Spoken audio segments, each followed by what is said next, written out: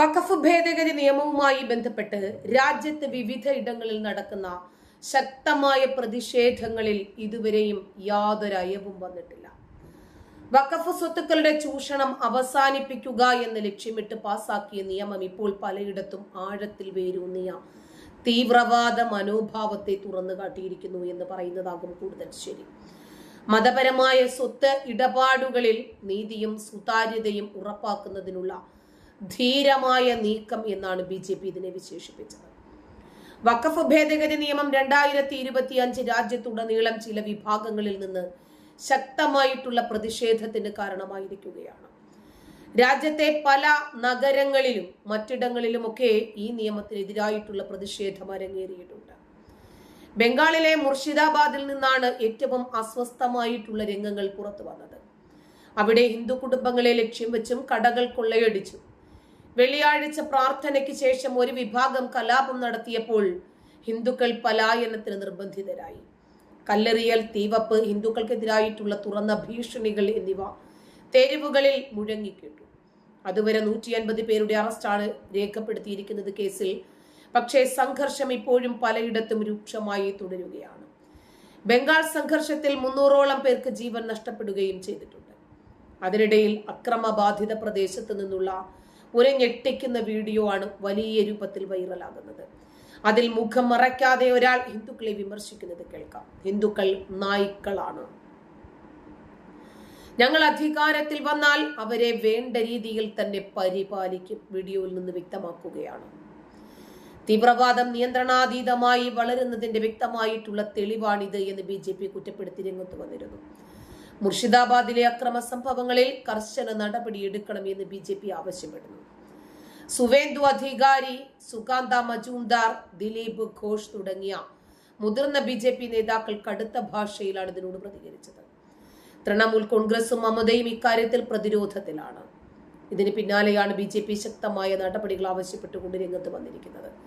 ഹിന്ദുക്കളെ വീടുകളിൽ നിന്ന് പുറത്താക്കുമ്പോൾ തൃണമൂൽ കോൺഗ്രസ് കണ്ണടച്ചിരിക്കുകയാണ് എന്നാരോപിച്ച BJP വിഷയം വലിയ രീതിയിൽ പ്രചാരണ ആയുധവുമാക്കിയിട്ടുണ്ട്.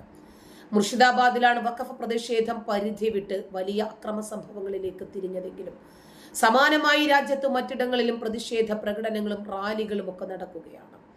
മുംബൈ, ഹൈദരാബാദ്, കൊൽക്കത്ത, പാറ്റ്ന, സിൽച്ചാർ, ലക്നൗ, തമിഴ്നാട്ടിലെ ഹൊസൂർ തുടങ്ങിയ നഗരങ്ങളിൽ പോലും പ്രതിഷേധങ്ങൾ പുറപ്പെട്ടിരിക്കുന്നത് സാക്ഷിയാണെന്നതാണ്.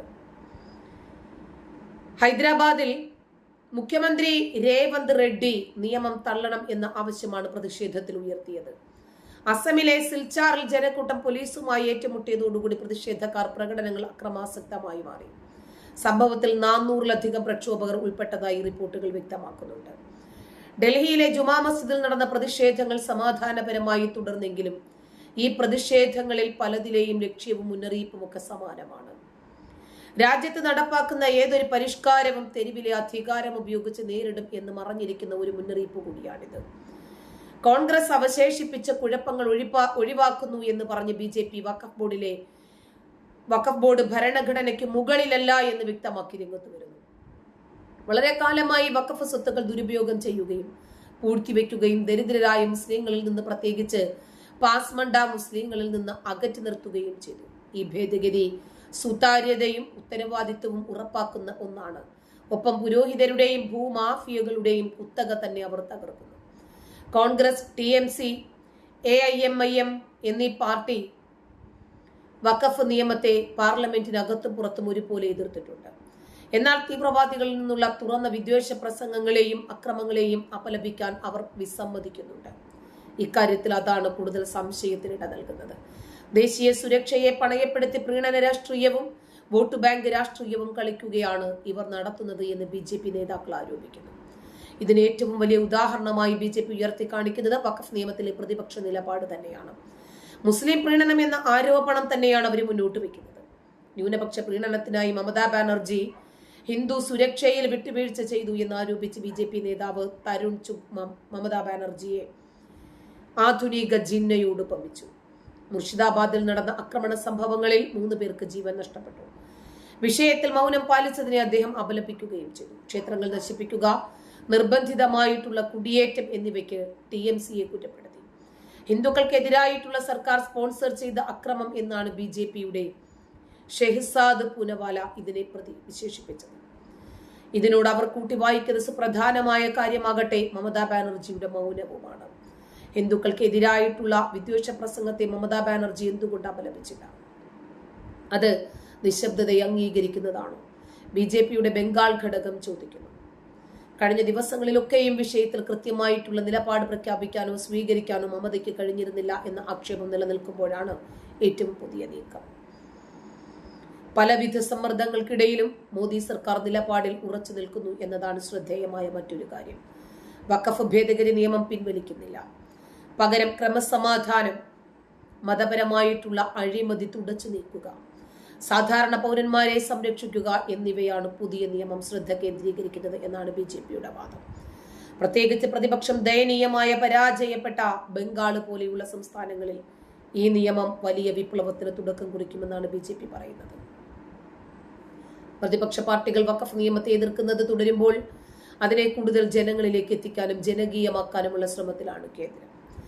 ഭേദഗതി ചെയ്ത വഖഫ് നിയമ നിർമ്മാണത്തിന്റെ ഗുണകരമായിട്ടുള്ള സ്വാധീനത്തെയും നേട്ടങ്ങളെയും കുറിച്ച് മുസ്ലിം സമൂഹത്തെ ബോധവൽക്കരിക്കുക എന്ന ലക്ഷ്യത്തോടുകൂടി ഏപ്രിൽ 20 മുതൽ മെയ് 5 വരെ BJP വഖഫ് പരിഷ്കരണ ബോധവൽക്കരണ ക്യാമ്പയിൻ ആരംഭിച്ചിരിക്കുകയാണ്. ഇതിലൂടെ നിയമത്തിൽ നിലനിൽക്കുന്ന തെറ്റിദ്ധാരണകൾ നീക്കണമെന്നാണ് BJPയുടെ കേന്ദ്രത്തിന്റെയും കണക്കുകൂട്ടൽ. വഖഫ് നിയമത്തിൽ BJP പിന്നോട്ട് പോകുന്നില്ല എന്ന് തന്നെയാണ് അതിലൂടെ വ്യക്തമാകുന്നത്. ഡൽഹിയിൽ നിന്ന് മുർഷിദാബാദിലേക്കുള്ള സന്ദേശവും അത് വെളിപ്പെടുത്തുന്നു. പ്രതിപക്ഷത്തിന്റെ ശക്തമായിട്ടുള്ള പ്രതിഷേധത്തിനിടയിലും കൂടുതൽ ജനങ്ങളിലേക്ക് ഇറങ്ങിച്ചെന്ന് ബില്ലിന്റെ ഗുണങ്ങൾ ബോധ്യപ്പെടുത്താൻ BJP ഒരുങ്ങുകയാണ്. ബംഗാളിലാകട്ടെ ജനസംഖ്യയുടെ 30% വരുന്ന മുസ്ലിം വിഭാഗത്തിനെ ഒപ്പം നിർത്താനാണ് തൃണമൂൽ സർക്കാർ ശ്രമിക്കുന്നത്. അവരുടെ വോട്ട് ബാങ്കിലെ ഏറ്റവും വലിയ വിഭാഗമാണ് മുസ്ലിം വിഭാഗം എന്നതുകൊണ്ടാണ് ഇതിന്റെ പ്രധാനപ്പെട്ട കാരണം. ഈ സാഹചര്യത്തിൽ മമത നേരത്തെ തന്നെ വഖഫ് ബില്ല് സംസ്ഥാനത്ത് നടപ്പാക്കില്ല എന്ന് പറഞ്ഞിരുന്നു. ഇപ്പോൾ മുർഷിദാബാദ് സംഘർഷം വന്ന ശേഷം എന്തുകൊണ്ടാണ് മമത മൗനം പാലിക്കുന്നത് എന്ന ചോദ്യമാണ് വിവിധ കോണുകളിൽ നിന്നും ഉയരുന്നത്. കേന്ദ്രത്തിൽ കോൺഗ്രസ് അധികാരത്തിൽ തിരിച്ചെത്തിയാൽ പുതുതായി ഭേദഗതി ചെയ്ത വഖഫ് നിയമം റദ്ദാക്കുമെന്ന് പാർലമെന്റിൽ ആഞ്ഞടിച്ചിരിക്കുകയാണ് കോൺഗ്രസ് MP ഇമ്രാൻ മസൂദ്. കഴിഞ്ഞയാഴ്ച വിജ്ഞാപനം ചെയ്ത് വഖഫ് നിയമത്തിനെതിരെ പ്രതിഷേധം തുടരുന്നതിനിടയിലാണ് അദ്ദേഹത്തിന്റെ പരാമർശം. ഞങ്ങൾ അധികാരത്തിൽ വന്ന ദിവസം 1 മണിക്കൂറിനുള്ളിൽ ഈ ബില്ല് ഞങ്ങൾ പിഴുതെറിയും. ഇന്നവർ മുസ്ലിങ്ങളെ ലക്ഷ്യമിടുന്നു, നാളെ അവർ മറ്റാരെയെങ്കിലും ആക്രമിക്കും. ഞങ്ങൾ വീണ്ടും അധികാരത്തിൽ വരണമെന്ന് നിങ്ങൾ ആഗ്രഹിക്കണമെന്ന് മസൂദ് പറഞ്ഞു. ഈ മാസം 5 ഏറെ നാടകീയതയ്ക്കും വിവാദങ്ങൾക്കും ഒടുവിൽ പ്രസിഡന്റ് ദ്രൗപദി മുർമു വഖഫ് ഭേദഗതി ബിൽ 2025 അംഗീകാരം നൽകുന്നത്. ഇരു സഭകളിലെയും ചൂടേറിയ ചർച്ചകൾക്ക് ശേഷമാണ് ബില്ല് നിയമമായത്. രാജ്യത്ത് മൊത്തം അലയടിച്ച ഭേദഗതി വിമർശനങ്ങൾ ബില്ല് നിയമനിർമ്മാണത്തിന്റെ ഭരണഘടനാ സാധുതയെ ചോദ്യം ചെയ്ത് നിരവധി സ്ഥാപനങ്ങൾ സുപ്രീംകോടതിയെ സമീപിച്ചിട്ടുണ്ട്. വഖഫ് നിയമത്തിനെതിരെ സുപ്രീംകോടതിയെ സമീപിച്ച ആദ്യ ഹർജിക്കാരിൽ ഒരാളായിരുന്നു കോൺഗ്രസ് MP ഇമ്രാൻ മസൂദ്. രാജ്യത്തിന്റെ വിവിധ ഭാഗങ്ങളിൽ പ്രതിഷേധം തുടരുമ്പോൾ പശ്ചിമ ബംഗാളിലെ മുർഷിദാബാദിൽ പ്രക്ഷോഭം അക്രമാസക്തമാകുകയും 3 പേർ മരിക്കുകയും നിരവധി പേർക്ക് പരിക്കേൽക്കുകയും ചെയ്തിട്ടുണ്ട്. പോലീസ് വാനുകൾ ഉൾപ്പെടെ നിരവധി വാഹനങ്ങൾ അഗ്നിക്കിരയാക്കി. സുരക്ഷാ സേനയ്ക്കും കടകൾക്കും നേരെ കല്ലെറിഞ്ഞു.